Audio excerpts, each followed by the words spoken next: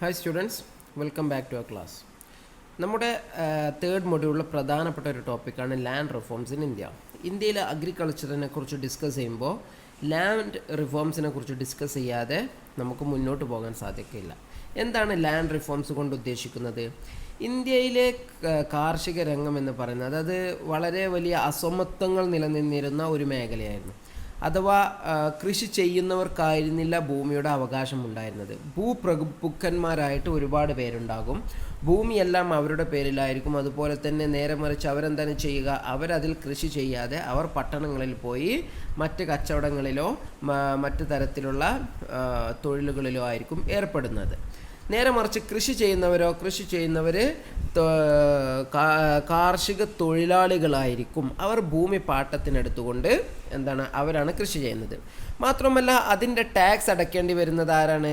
അതിൻ്റെ ഉടമസ്ഥരായിരിക്കില്ല, നേരെ മറിച്ച് അതിൽ കൃഷി ചെയ്യുന്ന പാവങ്ങളായിരിക്കും. അപ്പോൾ ഇത്തരത്തിൽ വലിയ വലിയ അസമത്വങ്ങൾ നിലനിന്നിരുന്ന, ക്രമക്കേടുകൾ നിലനിന്നിരുന്ന ഒരു മേഖലയായിരുന്നു ഇന്ത്യയിലെ കാർഷിക രംഗം. അപ്പോൾ അത്തരത്തിലുള്ള കുറച്ച് നിയമനിർദ്ദേശങ്ങൾ കൊണ്ടുവന്ന് ഭൂമിയെ അതിൻ്റെ യഥാർത്ഥ അവകാശികൾക്ക് കൊടുത്തുകൊണ്ടുള്ള ഒരു രീതി വരുന്നതിന് വേണ്ടി കേന്ദ്ര ഗവൺമെൻറ്റും സംസ്ഥാന ഗവൺമെൻറ്റുകളും ഒരുപാട് പോളിസികൾ സ്വീകരിച്ചു. അതിനെയാണ് നമ്മൾ പറയുന്നത് ലാൻഡ് റിഫോംസ് ഇൻ ഇന്ത്യ എന്ന് പറയുന്നത്. അതിൽ പ്രധാനപ്പെട്ട ഒന്നാണ് അബോളിഷൻ ഓഫ് ഇൻ്റർമീഡിയറീസ്. എന്താണ് ഇൻ്റർമീഡിയറീസ്? നമ്മൾ ജമീന്ദാറുകളെക്കുറിച്ച് താലൂക്ക്ദാർ, ജാഗിർദാർ, ഇനാംദാർ അങ്ങനെ തുടങ്ങിയ ഒരുപാട് പേരെ കേട്ടിട്ടുണ്ട്. ഭൂമിയിൽ കൃഷി ചെയ്യുന്ന കർഷകർക്കും ഗവൺമെൻറ്റിനുമിടയിലുള്ള ലിങ്കായിരുന്നു ഈ പറയുന്ന ആളുകൾ. ഇൻ്റർമീഡിയറീസ് എന്നാണ് അവരെ പറയാം. അവരെന്താ ചെയ്യുക? ഭൂമി അവരുടെ പേരിലായിരിക്കും. ഈ ജമീന്ദാറുകളുടെ, താലൂക്ക്ദാറുകളുടെയൊക്കെ പേരിലായിരിക്കും ഭൂമി ഉണ്ടായിരിക്കുക. അവർ കർഷകരെ ബുദ്ധിമുട്ടിച്ചുകൊണ്ട് കർഷകരിൽ നിന്ന് ടാക്സ് എടുക്കുകയും ആ ടാക്സിൻ്റെ വലിയ ഒരു ഭാഗം അവർ തന്നെ പങ്കുവഹിക്കുകയും ബാക്കി ഗവൺമെൻറ്റിന് കൊടുക്കുകയും ചെയ്യുന്നു. അപ്പോൾ എത്രയാണോ കൃഷി നടക്കുന്നുണ്ടോ, കൃഷി നടക്കുന്നില്ലേ എന്നൊന്നും അവർ നോക്കില്ല. ഓരോ സമയമാകുമ്പോഴേക്കും അവരതെന്ത് ചെയ്യും? ടാക്സ് കർഷകരിൽ നിന്ന് പിടിച്ചു വാങ്ങും. അപ്പോൾ അബോളിഷൻ ഓഫ് ഇൻ്റർമീഡിയറീസ്, ഇത്തരത്തിലുള്ള മധ്യസ്ഥന്മാരുടെ ഒഴിവാക്കുക. Intermediaries like zamindars, talukdars, jagirs and inams had dominated the agricultural sector in India by the time the currency attained independence. Soon after independence മുമ്പ് ഇത്തരത്തിലുള്ള മധ്യസ്ഥന്മാരൊക്കെ ഉണ്ടായിരുന്നു. അപ്പോൾ സ്വാതന്ത്ര്യത്തിന് ശേഷം എന്ത് സംഭവിച്ചു? Measures for the abolition of zamindari system were adopted. ഇത്തരത്തിലുള്ള zamindari system ഒഴിവാക്കാൻ വേണ്ടി നിയമനിർമ്മാണം നടന്നു. The first act to abolish intermediaries was passed in Madras in 1940. 1948 മദ്രാസിലായിരുന്നു ഇത്തരത്തിലുള്ള ആദ്യത്തെ നിയമം കൊണ്ടുവന്നത്. അടുത്തത് ടെനൻസി റിഫോംസ്. എന്താണ് ടെനൻസി റിഫോംസ് എന്ന് പറഞ്ഞാൽ? ടെനൻറ്റ് എന്ന് പറഞ്ഞാൽ TENANT. ടെനൻറ്റ് എന്ന് പറഞ്ഞാൽ എന്താണ്? ഒരു ഭൂമി പാട്ടത്തിനെടുത്ത് കൃഷി ചെയ്യുന്നവനെയാണ് ടെനൻറ്റ് എന്ന് പറയുന്നത്. അപ്പോൾ അത്തരത്തിലുള്ള ടെനൻസുമായി ബന്ധപ്പെട്ട reforms. Rural India witness 3 types of ടെനൻസ്. 3 തരത്തിലുള്ള ടെനൻസ് ഉണ്ട് റൂറൽ ഇന്ത്യയിൽ. ഏതൊക്കെയാണ്? പെർമനൻ്റ് ഓർ ഒക്കുപ്പൻസി ടെനൻസ്, രണ്ടാമത്തെ temporary or non occupancy ടെനൻസ്, and മൂന്നാമത്തേത് സബ് ടെനൻസ്. എന്താണ് ഈ പെർമനൻ്റ് ടെനൻസ് എന്ന് പറഞ്ഞാൽ? സ്ഥിരമായി ആ ഭൂമിയിൽ താമസിക്കുന്നവരും അതിനെ കൃഷി ചെയ്യുന്നവരും, പക്ഷേ അതിൻ്റെ ഉടമസ്ഥാവകാശം അവർക്കുണ്ടായിരിക്കില്ല. ഓരോ വർഷവും കൃഷിയുടെ ഇത്ര ശതമാനം ടാക്സ് ആയിട്ടും ഇത്ര ശതമാനം ഭൂമിയുടെ ഉടമസ്ഥനായിട്ടും അവർ വാടകയായിട്ടും നൽകേണ്ടതുണ്ട്. ടെമ്പററി ടെനൻസ് അല്ലെങ്കിൽ നോൺ ഒക്കുപ്പൻസി ടെനൻസ് എന്ന് പറഞ്ഞാൽ 2 വർഷത്തേക്കോ 3 വർഷത്തേക്കോ ഒക്കെ ഭൂമി പാട്ടത്തിനെടുത്തവർ. സബ് ടെനൻസ് എന്ന് പറഞ്ഞാൽ അതിനേക്കാൾ തുടങ്ങിയത് ആവശ്യത്തിന് മാത്രം അവരെ പണിക്ക് വിളിക്കുകയും അല്ലാത്തപ്പോൾ അവർക്ക് അതിന് വേണ്ട കൂലി കൊടുക്കും, ബാക്കിയൊക്കെ അതിൻ്റെ ഉടമസ്ഥർ നോക്കുക. There is no security of tenure. ഇന്ത്യയിൽ സ്വാതന്ത്ര്യം വരെ സെക്യൂരിറ്റി ഓഫ് ടെന്യൂർ ഇല്ലായിരുന്നു. സെക്യൂരിറ്റി ഓഫ് ടെന്യൂർ ഇല്ല എന്ന് പറഞ്ഞാൽ ഇപ്പോൾ നിനക്ക് 3 വർഷത്തേക്ക് നീ അത് പാട്ടത്തിനെടുത്തോ എന്ന് പറഞ്ഞ് തരികയും 1 വർഷം കൊണ്ടോ 1.5 വർഷം കൊണ്ടോ അവരെ ഒഴിവാക്കുകയും ചെയ്യുക. അവർക്കൊരു സെക്യൂരിറ്റി ഇല്ലായിരുന്നു. Their position is not only weak and insecure but also pitiable. അവരുടെ സ്ഥാനം എന്ന് പറഞ്ഞാൽ വളരെ ശോഷിച്ച ഇൻസെക്യൂറായ ഒരു പൊസിഷനായിരുന്നു ഒരു ടെനൻറ്റിൻ്റെ പൊസിഷൻ എന്ന് പറഞ്ഞാൽ. അതോടൊപ്പം എന്താണ്? അത് പിറ്റിയബിൾ, വളരെ നമുക്ക് സഹതാപം തോന്നുന്ന ഒരു അവസ്ഥയായിരുന്നു അവർക്കുണ്ടായിരുന്നത്. The tenancy reform in various states have 3 important features. 3 പ്രധാനപ്പെട്ട ഘടകങ്ങളാണ് വ്യത്യസ്ത സംസ്ഥാനങ്ങളിലുള്ള tenancy റിഫോമിനുണ്ടായിരുന്നത്. അതിലൊന്നെന്താണ്? These are insecurity of tenure of the tenants. ഈ ടെനൻസിൻ്റെ ഇൻസെക്യൂരിറ്റി അത് പരിഹരിക്കുക. രണ്ടാമത്തെ ഒരു ഭാഗം എന്തായിരുന്നു? Fixation of their fair rent. എത്രയാണ് വാടക, റെൻ്റ് എത്രയാണെന്ന് ഫിക്സ് ചെയ്യുക. കാരണം ചിലരൊക്കെ 50% റെൻ്റൊക്കെ വാങ്ങിയിരുന്നു. അപ്പോൾ ആ പ്രശ്നമൊക്കെ പരിഹരിക്കുക. മൂന്നാമത്തേത് grant of ownership rights to certain types of tenants. ചില പ്രത്യേക തരം ടെനൻസിന്, ഇപ്പോൾ ഉദാഹരണത്തിൽ അതിൽ പെർമനൻറ്റ് ടെനൻസ് ഉണ്ടാവുമല്ലോ, ഞാൻ പറഞ്ഞില്ല, സ്ഥിരമായി ആ ഭൂമിയിൽ താമസിക്കുകയും കൃഷി ചെയ്യുകയും ചെയ്യും, പക്ഷേ അവർക്കതിൻ്റെ ഉടമസ്ഥാവകാശമില്ല. അപ്പോൾ അത്തരത്തിലുള്ള ടെനൻസിനൊക്കെ എന്ത് ചെയ്യുക? ആ ഭൂമി അവർക്ക് പതിച്ചു നൽകുക. ഇങ്ങനത്തെ 3 കാര്യങ്ങളാണ് പൊതുവെ ടെനൻസി റിഫോമിൻ്റെ ഭാഗമായിട്ട് ഉണ്ടായിരുന്നത്. ആ 3 എന്തൊക്കെയാണെന്നാണ് നമ്മൾ ഡിസ്കസ് ചെയ്യുന്നത്. അതിലൊന്ന് സെക്യൂരിറ്റി ഓഫ് ടെന്യൂർ. എന്താണ് സെക്യൂരിറ്റി ഓഫ് ടെന്യൂർ എന്ന് പറഞ്ഞാൽ? It creates interest among the cultivators for improving their land. ഒരാൾക്കിപ്പോൾ ഒരു കർഷകന് അയാളുടെ അല്ല ഭൂമിയെങ്കിൽ അയാൾ എന്താ ചെയ്യുക? അതിൽ ഡെവലപ്മെൻറ്റ്സ് ഉണ്ടാക്കാനൊന്നും നോക്കില്ല. അതായത് അവിടെ അയാൾ എങ്ങനെയെങ്കിലുമൊക്കെ കൃഷി ചെയ്ത് എന്തെങ്കിലുമൊക്കെ വിളവ് കിട്ടുക, അതിൻ്റെ ടാക്സ് കൊടുക്കുക, ബാക്കി അയാൾ ജീവിക്കാനുള്ള വക നോക്കുക, അത്തരത്തിലാകും. അപ്പോൾ സെക്യൂരിറ്റി ഓഫ് ടെന്യൂർ എന്ന് പറഞ്ഞാൽ 5 വർഷത്തേക്ക് പാട്ടത്തിനെടുത്താൽ ആ 5 വർഷം സ്ഥിരമായി അയാൾക്ക് ഉപയോഗിക്കാൻ ലഭിക്കുക. ഇതാണ് സെക്യൂരിറ്റി ഓഫ് ടെന്യൂർ എന്ന് പറയുന്നത്. It creates interest among cultivators for improving their land. ആ ഭൂമി, അവരുടെ കയ്യിലുള്ള ഭൂമിയെ വികസിപ്പിക്കാൻ, അതിൽ നല്ല രീതിയിൽ കൃഷി ചെയ്തുകൊണ്ട് സയൻറ്റിഫിക്കായ മാർഗങ്ങളൊക്കെ ഉപയോഗിച്ച് അതിലെ വിളവ് വർദ്ധിപ്പിക്കാനൊക്കെ ഉള്ള ഒരു ഒരു ആഗ്രഹം സെക്യൂരിറ്റി ഓഫ് ടെന്യൂർ ഉണ്ടെങ്കിൽ അയാളുടെ മനസ്സിലുണ്ടാകും. Further it helps in attaining 2 basic objectives of land reforms, mainly increase productivity and promotion of social justice. Productivity വർദ്ധിപ്പിക്കാനും അത് കാരണമാകും. രണ്ടാമത്തെ അതിൽ പറഞ്ഞ എന്താണ്? Regulation of rent. വാടക എത്രയായിരിക്കണം എന്ന് തീരുമാനിക്കുക. സ്വാതന്ത്ര്യത്തിന് മുമ്പ് ചില പ്രദേശങ്ങളിൽ 70% വരെ റെൻറ്റ് വാങ്ങിയത്. അതായത് എത്രയാണോ ഉൽപ്പാദനം അതിൻ്റെ 70% വാടകയായിട്ട് എന്താണ് ഉടമസ്ഥർ വാങ്ങും. ഇതോടൊപ്പം റെൻ്റ് ഉള്ളതോടൊപ്പം തന്നെ അവർക്ക് എന്ത് ചെയ്യേണ്ടി വന്നു? ടാക്സും കൊടുക്കേണ്ട അവസ്ഥ വന്നു. അപ്പോൾ അങ്ങനെ നിയമം കൊണ്ടുവന്ന എന്താണ്? 20 മുതൽ 25% വരെ റെൻറ്റ് മെയിൻറ്റെയിൻ ചെയ്യാനുള്ള നിയമം വന്നു. മൂന്നാമത്തേത് റൈറ്റ് ഓഫ് ഓണർഷിപ്പ്, അതിൻ്റെ ഉടമസ്ഥാവകാശം, സ്ഥലത്തിൻ്റെ ഉടമസ്ഥാവകാശം. Tenants have been declared as the owners of the land they cultivated. നിയമം കൊണ്ടുവന്ന എന്താണ്? ഇത്ര വർഷത്തിലധികം ഒരാളെ ആ ഒരു ഭൂമി കൃഷി ചെയ്യുകയാണെങ്കിൽ അഥവാ അതിനെ നോക്കി പരിപാലിക്കുകയാണെങ്കിൽ ആ ഭൂമി അയാൾക്ക് പതിച്ചു നൽകും.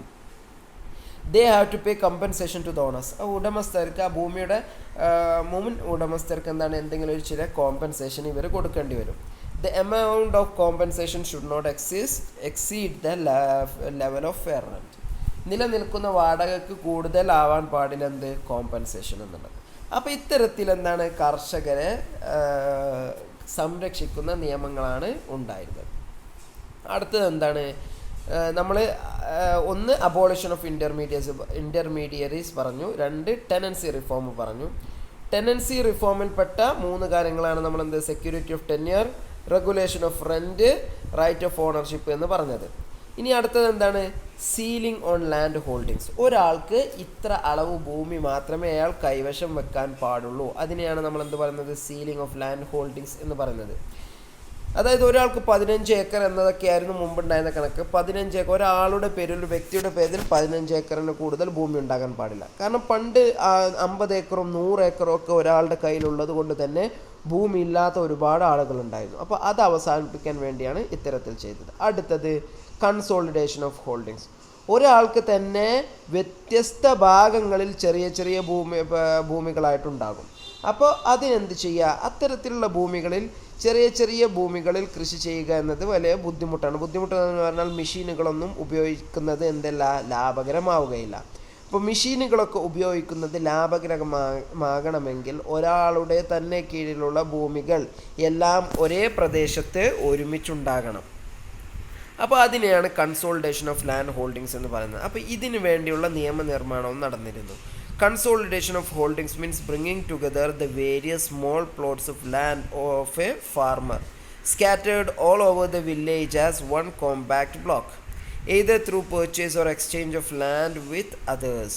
The average size of land holdings in India is very small. Okay, അതാണ് ഒന്ന്. നാലാമത്തേത്. അഞ്ചാമത്തേത് കോപ്പറേറ്റീവ് ഫാമിംഗ്. എന്താണ് കോപ്പറേറ്റീവ് ഫാമിംഗ്? ഇപ്പോൾ നമ്മൾ പറഞ്ഞു എന്താണ്, ഇന്ത്യയിൽ ഈ അനന്തരാവകാശ നിയമം ഉള്ളത് കൊണ്ട് ഇപ്പോൾ വാപ്പ മരിച്ചാൽ എത്ര മക്കളാണുള്ളത്, ആ വാപ്പാനെ മൊത്തം ഭൂസ്വത്ത് എന്ത് ചെയ്യും, മക്കൾക്കിടയിൽ വിഭജിക്കപ്പെടും അല്ലേ. അങ്ങനെ വിഭജിക്കപ്പെടുന്നതുകൊണ്ട് എന്താണ്, ഭൂമിയുടെ അളവ്, ഒരാളുടെ കയ്യിലുള്ള ഭൂമിയുടെ അളവിൻ്റെ വലുപ്പം, ആ ഭൂമിയുടെ വലുപ്പം എന്താണ്, ഇങ്ങനെ കുറഞ്ഞു കുറഞ്ഞു വരും. ചെറിയ ചെറിയ കഷ്ണങ്ങളായിട്ട് ഭൂമികൾ മാറുന്നു. അപ്പോൾ കൃഷി ചെയ്യൽ ബുദ്ധിമുട്ടാണ്. അത് പരിഹരിക്കാൻ കൊണ്ടുവന്ന ഒന്നാണ് എന്ത്, കോപ്പറേറ്റീവ് ഫാമിംഗ്. എന്താണ് കോപ്പറേറ്റീവ് ഫാമിംഗ്? ഇപ്പോൾ ഒരു പ്രദേശത്ത് 10 ആളുകളുണ്ട്. ഓരോ ആളുകളുടെ കയ്യിലും ഈ 2 ഏക്കർ വീതം ഭൂമിയുണ്ട്. അവരെന്ത് ചെയ്യുന്നു, ആ ഈ 2 ഏക്കർ, അവരുടെ ഈ 2 ഏക്കറെല്ലാം ഒരുമിപ്പിക്കുന്നു. അപ്പോൾ മൊത്തം എത്ര ഏക്കറായി, 2 ഏക്കർ ഇൻറ്റു 10 ആളുകൾ, 20 ഏക്കർ ഭൂമിയായി അല്ലേ. എന്നിട്ട് അവരെന്ത് ചെയ്യും, ആ ഭൂമിയിൽ അവരൊരുമിച്ച് കൃഷി ഇറക്കും. അപ്പോൾ അവർക്ക് വലിയ വലിയ മെഷീനുകൾ വാടകയ്ക്ക് എടുക്കുന്നതുകൊണ്ടൊന്നും നഷ്ടം സംഭവിക്കില്ല, കാരണം വലിയ ഭൂമിയാണുള്ളത്. എന്നിട്ട് അത് കൃഷി ചെയ്തിട്ട് അതിൻ്റെ ലാഭം അവർ വീതിക്കും. ഇതിനെയാണ് കോപ്പറേറ്റീവ് ഫാമിംഗ്. അപ്പോൾ ഇത്തരത്തിലുള്ള ഒരുപാട് നിയമനിർമ്മാണങ്ങൾ കൊണ്ടുവന്ന് ഇന്ത്യയിൽ ലാൻഡ് റിഫോംസ് കൊണ്ടുവന്നു എന്നാണ് നമ്മൾ പറയുന്നത്. പക്ഷേ ഇന്ത്യയിൽ ലാൻഡ് റിഫോംസ് പരാജയപ്പെടാൻ ഒരുപാട് കാരണങ്ങളുണ്ട്. കേരളം, ബംഗാൾ പോലുള്ള ഏതാനും ചില സംസ്ഥാനങ്ങൾ മാത്രമേ അത് വിജയിച്ചിട്ടുള്ളൂ. പക്ഷേ മിക്ക സ്ഥലങ്ങളിലും അത് പരാജയപ്പെടുകയാണ് ചെയ്തത്. കാരണം എന്താണ്, undue advance publicity and delay in enacting land laws. കൊണ്ടുവന്ന നിയമം നടപ്പാക്കുന്നത് വൈകിപ്പിച്ചു. അതുപോലെ തന്നെ എന്താണ്, അതിന് കൂടുതൽ പബ്ലിസിറ്റി കൊടുത്തു. ഇങ്ങനൊരു നിയമം കൊണ്ടുവരുന്നുണ്ട് എന്ന് ജനങ്ങളെ അറിയിച്ചു. അപ്പോൾ സ്വാഭാവികമായിട്ടും എന്ത് ചെയ്യും, അതിനെ മറികടക്കാൻ ഭൂപ്രഭുക്കൾ അതിനെ മറികടക്കാനുള്ള വഴികളെക്കുറിച്ച് ആലോചിച്ചു.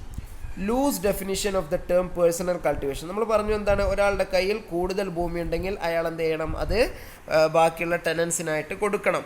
പക്ഷേ അത് അയാൾ തന്നെ കൃഷി ചെയ്യുന്ന ഭൂമിയാണെങ്കിൽ അയാൾക്ക് അത് എന്ത് ചെയ്യേണ്ട, മറ്റുള്ളവർക്ക് കൊടുക്കേണ്ട ആവശ്യമില്ല.